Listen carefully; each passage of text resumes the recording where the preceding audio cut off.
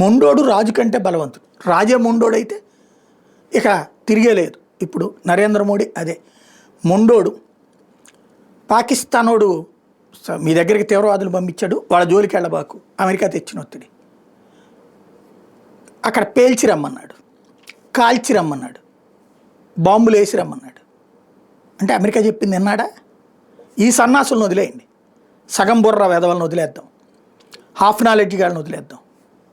America ఒత్తిడి తేలేదా? Europe దేశాలు ఒత్తిడి తేలేదా? తీవ్రవాదాన్ని సమర్థిస్తూ తీవ్రవాదాన్ని ఖండిస్తూ ఇండియా సంయమనం పాటించాలి అని చెప్పి అనలేదా? ఆగాడా? ఉగ్రస్థావరాలు ధ్వంసం చేయలేదా? వాళ్ళ డ్రోన్లను ధ్వంసం చేయలేదా? వాళ్ళ విమానాలు ధ్వంసం చేయలేదా? వాళ్ళ హెలికాప్టర్లు ధ్వంసం చేయలేదా? ఆ తర్వాత వాళ్ళ ఎయిర్ బేసులు ధ్వంసం చేయలేదా? చేసేస్తాడంతే. మొండోడు ఎవడికి ఆగల.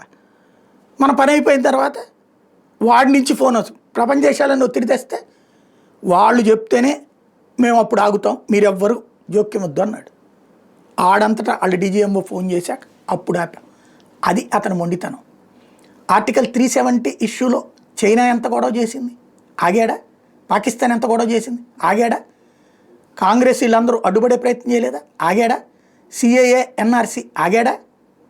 తను అనుకున్న తర్వాత ఆగడు. అట్లాగే టారిఫ్లకు భయపడిపోయాడా? అమెరికాకి భయపడిపోయి ఉంటే ఏది ఇప్పుడున్నటువంటి ఈ ట్యాక్సులు పడదుగా. ఎందుకు పడ్డాయి?